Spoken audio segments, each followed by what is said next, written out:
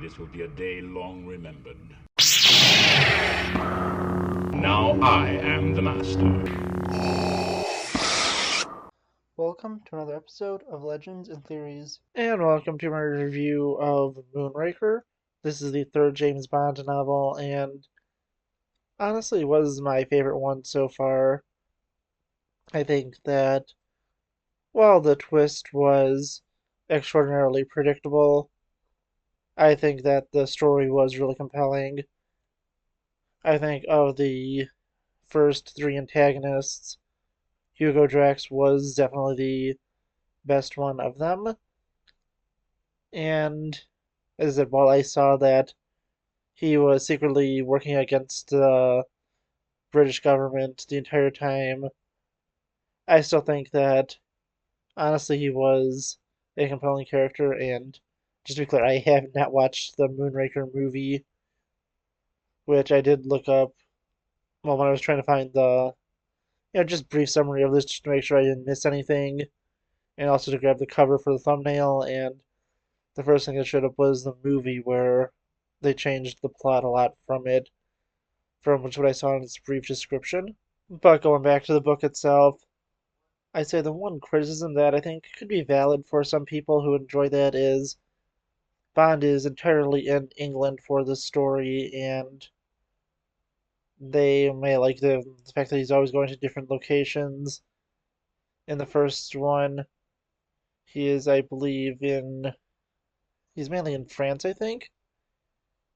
And in the second one, he's traveling across the US and in, I believe, I don't think it was Cuba, but it was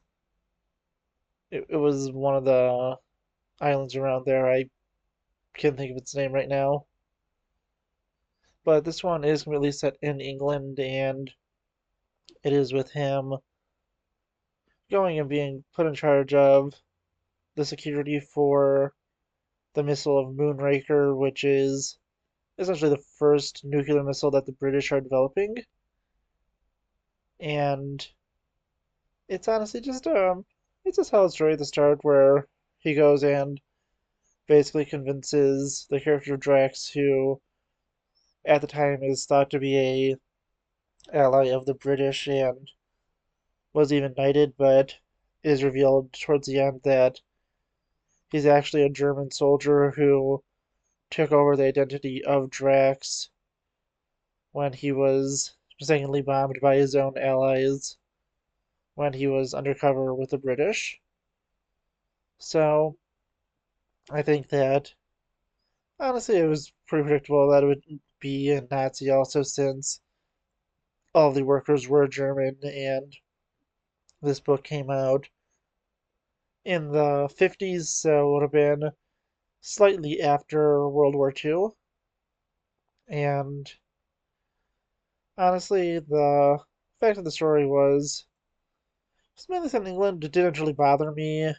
I think that the story itself was really compelling, and the entire investigation was interesting.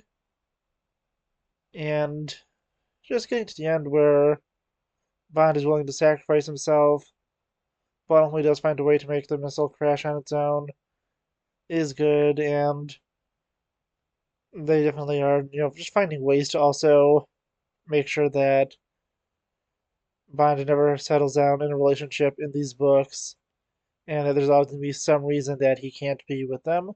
With this one, the woman, I don't remember her name, but she is actually engaged, so she is really off the limits for him, and just going through it, it is a exciting story. It does, at least, unless there is some retcon later on, completely disinvolved from that organization's SMERSH, and it's more of a standalone story.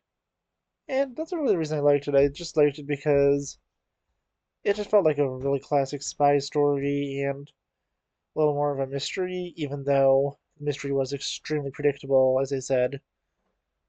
But yeah, honestly, I did have a lot of fun with this, and I do want to know what you think. please let me know in the comments, and I'll see you on the next episode of Legends and Theories. Thank you for watching this episode of Legends and Theories.